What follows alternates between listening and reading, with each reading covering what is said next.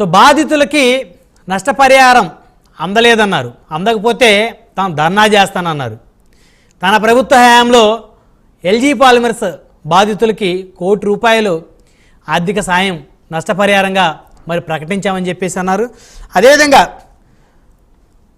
జగన్మోహన్ రెడ్డి లేనిపోయినటువంటి హడావిడి చేస్తున్నాడంటూ కూటమి నేతలు పెద్ద ఎత్తున మండిపడ్డారు. ఆల్రెడీ నిన్న ముఖ్యమంత్రి చంద్రబాబు నాయుడు గారు సందర్శించారు, వారితో మాట్లాడారు, బాధితులతోటి క్షతగాత్రులతో మాట్లాడారు, చనిపోయిన వారి కుటుంబ సభ్యులతో మాట్లాడారు.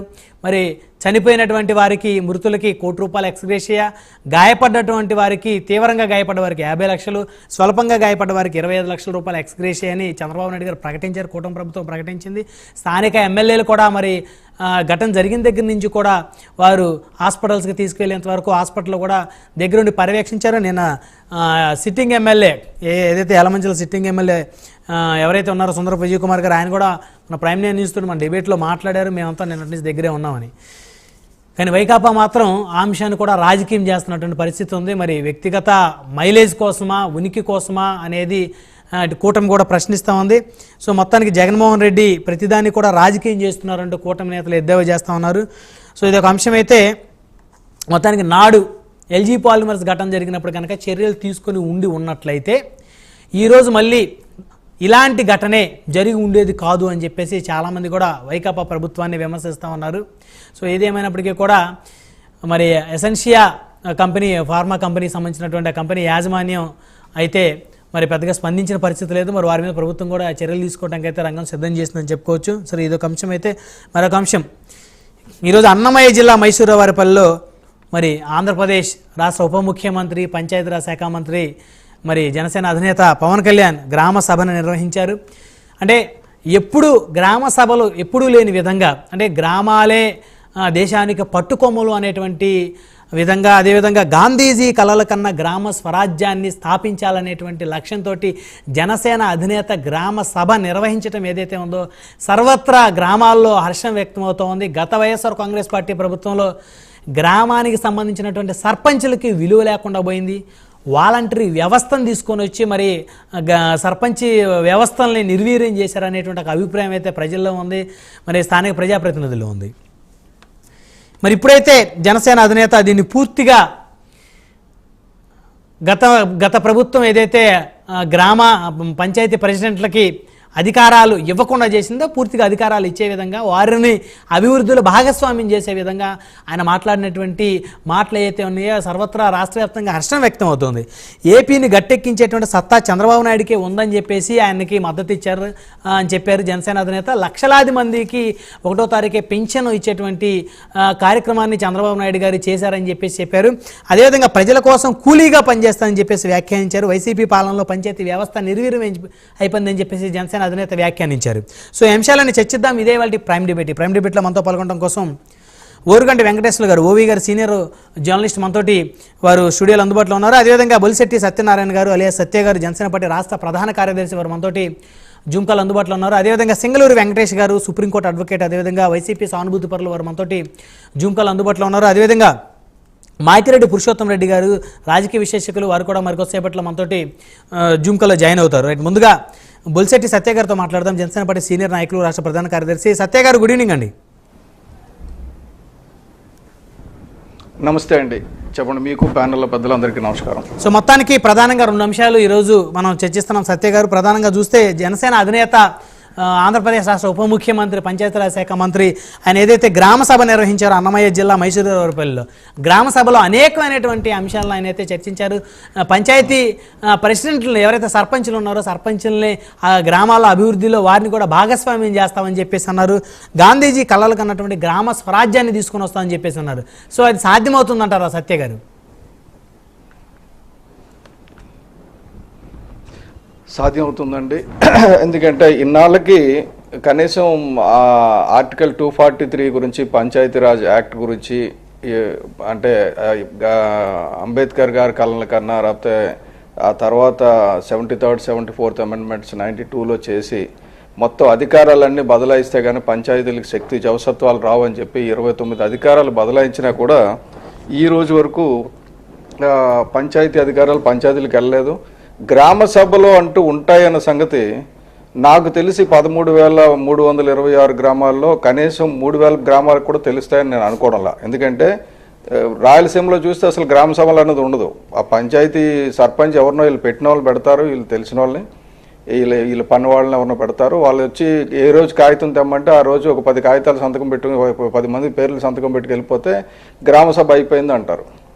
ఈ గ్రామ సభ గొప్పతనం ఏంటంటే అండి, కోకోకోలా కంపెనీ ఇండియాలో అంటే రీఎంట్రీ అయిన కోకోకోలా కంపెనీ కేరళలో పంచమట్టిలో ఫ్యాక్టరీ పెట్టడానికి ప్రయత్నిస్తే అక్కడ ఒక గ్రామంలో ఒక ఆర్డినరీ సర్పంచ్ కూడా కాదు, ఒక మెంబర్, గ్రామ సభలో ఉన్న ఒక మెంబర్ అభ్యంతరం రైజ్ చేశారు.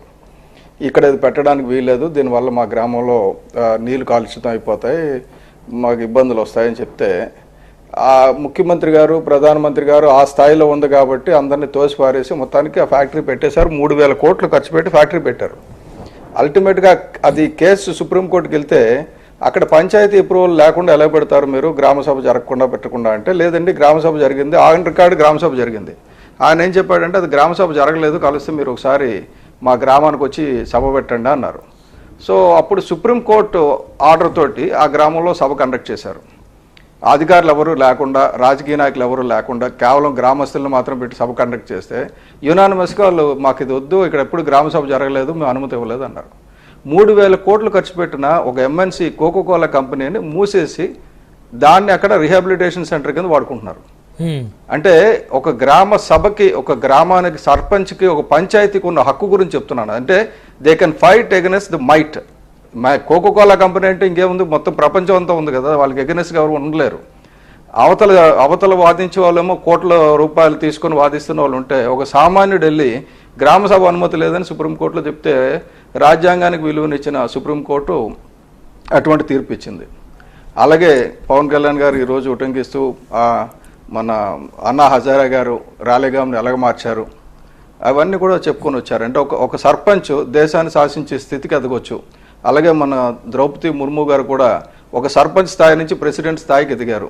కాబట్టి సర్పంచ్ అనేది చాలా ఇంపార్టెంట్ అయిన పదవి. గ్రామ సర్పంచ్ అనేది ఒక చీఫ్ మినిస్టర్ పదవులాడదని ఆయన చెప్పడం జరిగింది. అలాగే ఈ రోజు ఒక చారిత్రాత్మక దినం అండి. అంటే మొత్తం దేశంలో ఇప్పుడు ఎక్కడ జరగలే 13,326 పంచాయతీల్లో గ్రామ సభలు జరగడం. అందులో దాదాపు ఒక 10,000 పంచాయతీలు ఇప్పుడు గ్రామ సభలు పెట్టిన పంచాయతీలు కూడా మాకు గ్రామ సభ ఉంటుంది, మాకు అధికారాలు ఉంటాయి, మాకు ఇన్ని విధులు ఉంటాయి, మాకు ఇంత నిధులు ఉంటాయనే సంగతి మొట్టమొదటిసారి తెలిసి వచ్చింది. సో ఆ స్థాయికి తీసుకెళ్లారు. అలాగే మన ఆంధ్రప్రదేశ్ రాష్ట్రం ఏర్పడడానికి ప్రధాన కారణమైన టంగుటూరు ప్రకాశం పంతులు గారు 153వ జన్మదినోత్సవం ఈరోజు. ఆయనకి మనం డెఫినెట్గా, ఎందుకంటే ఒక రాష్ట్రం ఏర్పడడానికి కారణం ఆయన. అటువంటిది రెండోది ఏమంటే మొట్టమొదటి ముఖ్యమంత్రి ఆంధ్రప్రదేశ్ ఉమ్మడి రాష్ట్రానికి.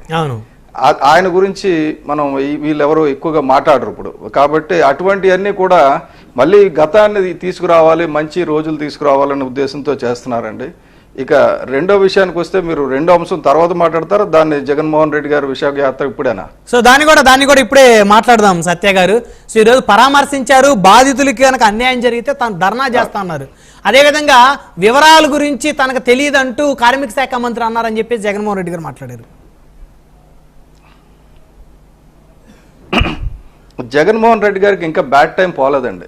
ఎందుకంటే ఆయన దురదృష్టం ఏంటంటే, నిజంగా ఇప్పుడు పైకి వచ్చి కొద్దిగా మంచిగా మాట్లాడి ఉంటే బాగుండేది. 1 కోటి రూపాయలు ఇచ్చారు, 50 లక్షలు తీవ్రంగా గాయపడిన వాళ్ళకి ఇచ్చారు, 25 లక్షలు స్వల్పంగా గాయపడిన వాళ్ళకి ఇచ్చారు అనేది మాట్లాడి ఉంటే బాగుండేది. అది మాట్లాడలా. ఇప్పుడు ఆయన వచ్చి చెప్పడం వల్ల ఏమైందంటే, ఎల్జీ పాలిమర్స్ ఏరియా నుంచి, వెంకటాపురం నుంచి నాకు దగ్గర ఒక 50 కాల్స్ వచ్చినాయి ఈరోజు. సార్ మీరు ఏదైనా ఒక మీ డిబేట్లో మీరు ఈ విషయం చేయండి, జగన్మోహన్ రెడ్డి గారు చెప్పింది చేయండి అని. కారణం ఏంటంటే, అప్పుడు జగన్మోహన్ రెడ్డి గారు వాళ్ళకి చెప్పింది ఏంటంటే, మీకు హెల్త్ చెక్ జరుగుతుంది అంటే చనిపోయిన వాళ్ళకి ఇచ్చేశారు. కానీ ఆ గాలి పీల్చి అనారోగ్యం పాలై వాళ్ళకి ఎంత హెల్త్ డ్యామేజ్ అయిందని తెలియక, పర్యావరణానికి ఎంత డ్యామేజ్ అయిందో అసెస్మెంట్ ఎవరు అడగడం లేదు ఇప్పటి వరకు. కానీ ఆరోగ్యం వ్యక్తులకు ఎంత డ్యామేజ్ అయిందో తెలియడానికి హెల్త్ చెక్ అని ఒకటి పెట్టి ఒక పుస్తకం ఇచ్చి, ఆ పుస్తకం మీద అన్ని పేజీల్లో తప్పనిసరిగా జగన్మోహన్ రెడ్డి గారు నవ్వుతూ ఉన్న పుస్తకం బొమ్మ ఒకటి వేసి ఒక హెల్త్ చెక్ ఇచ్చారు.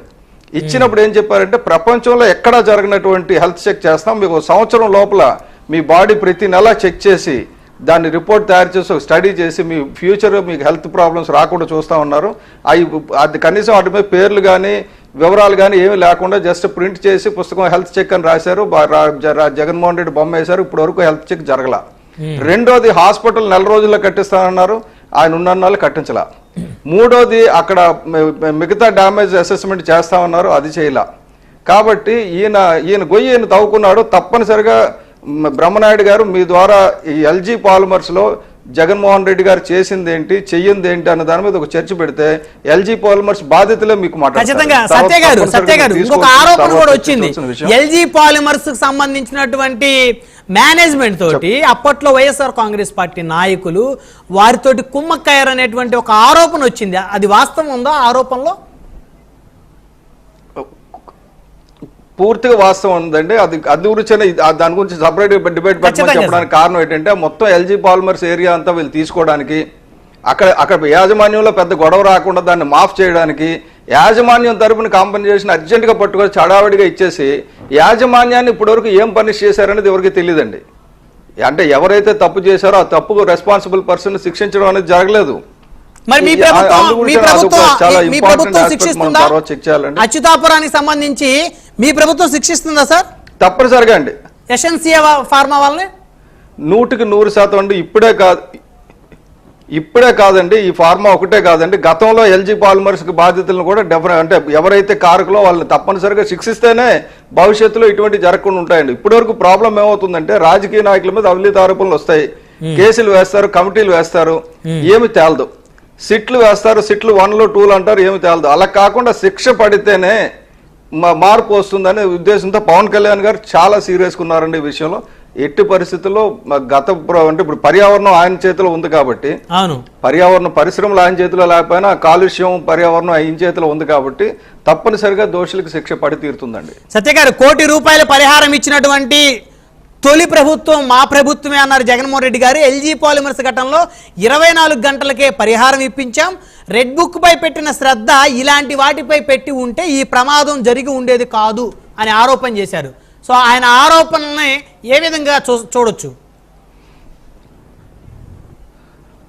అంటే ఇప్పుడు అన్ని పని లేని పసలేని ఆరోపణలు అండి. బేసిక్గా ఒక్క రోజులో ఇలా ₹1 ఇచ్చారు, ఎందుకు ఇచ్చారని చూడాలి సార్. ఇప్పుడు ఆ ఒక్క రోజులో ₹1 ఇచ్చినంత మాత్రం వాళ్ళు అక్కడ ఖర్చు పెట్టడం కాదు. ఎందుకు ఇచ్చారంటే ఎల్జీ పాలిమర్స్ మీద గొడవలు రాకుండా ఆ ఇష్యూని అక్కడ కట్ చేసి ఎల్జీ పాలిమర్స్తో డీల్ కుదుర్చుకోవడానికి చేసిన ఒప్పందం తప్ప. అంటే ఇప్పుడు కాంపెన్సేషన్ ఎవరు కట్టారండి? తప్పు ఎవరు చేశారు? LG polymers. పెనాల్టీ ఎవరు కట్టింది? ప్రభుత్వం కట్టింది. ఎల్జీ పాలిమర్స్ నుంచి రికవర్ చేయలేదు ఆ డబ్బు. రైట్. ఇప్పుడు ఏదైతే ఎసెన్షియా ఫార్మా ఉందో ఆ ఎసెన్షియా ఫార్మా దగ్గర నుంచి ప్రభుత్వం రికవర్ చేస్తుందా సార్ ఇప్పుడు బాధితులకి ఇచ్చేటువంటి నష్టపరిహారం? 100% రికవర్ చేయడమే కాదు కదండి, వాళ్ళు ఇది చేసిన దానికి ఇప్పుడు చనిపోయిన వాళ్ళ గురించి, కొంత డ్యామేజ్ అయిన వాళ్ళ గురించి కాదండి. అక్కడ నిజంగా వాళ్ళ తాలూకా భవిష్యత్తు ఇప్పుడు ₹1 కాదు, 2 కోట్లు ఇచ్చినా, 3 కోట్లు ఇచ్చినా తీసుకురాలాం. ఈ ప్రమాదానికి కారణాలు ఏంటంటే కేవలం అశ్రద్ధ. ఇండస్ట్రియల్ ఏరియాలో ఇండస్ట్రియల్ సేఫ్టీ లేకపోవడం వల్ల. ఇప్పుడు ఇండస్ట్రియల్ సేఫ్టీ అని 5 సంవత్సరాల నుంచి మాట్లాడుతుంటే ఎప్పుడు వీళ్ళు ఇండస్ట్రియల్ సేఫ్టీ గురించి తీసుకోవాలా. ఎందుకంటే ఈ 5 సంవత్సరాల్లో యాక్సిడెంట్స్ ఇంకా బాగా పెరిగినాయి. కానీ ఇండస్ట్రియల్ సేఫ్టీ గురించి మేము ఎన్నిసార్లు అడిగినా కూడా ఇండస్ట్రియల్ సేఫ్టీ గురించి ఒక మీటింగ్ పెట్టి, కమిటీ పెట్టి ఇండస్ట్రియల్ సేఫ్టీ గురించి తీసుకోవాలి. ఈ మధ్యన ముఖ్యమంత్రి గారు చాలా క్లియర్గా చెప్పారు, ఇండస్ట్రీస్ మీద కఠినమైన చర్య తీసుకుంటాం, ఈ ఇండస్ట్రీ మీద ఇలా చేస్తామంటే మళ్ళీ ఇండస్ట్రీ రాకపోతాయంటే బాధ్యత ఉంటుంది. మీకు ఫ్యాక్టరీ పెట్టిన వాడికి ప్రాణాలు కాపాడాల్సిన బాధ్యత, యాక్సిడెంట్లు కాకుండా చూడాల్సిన బాధ్యత ఉంటుందని ముఖ్యమంత్రి గారు చాలా కటువుగా, నార్మల్గా చంద్రబాబు నాయుడు గారు ఆ స్టైల్లో మాట్లాడరు కానీ చాలా కటువుగా చెప్పారు. అట్ ది సేమ్ టైం అన్ని ఇండస్ట్రీస్ ని వాళ్ళ సేఫ్టీ నామ్స్ ని వాళ్ళనే చూసుకోమన్నారు. ముందు మీ సేఫ్టీ నామ్స్ మీరు పాటిస్తున్నారా లేదా మీరే చూడండి, ఎందుకంటే పెనాల్టీ మీ చేత కట్టిస్తామని. రైట్. మళ్ళీ వస్తాం.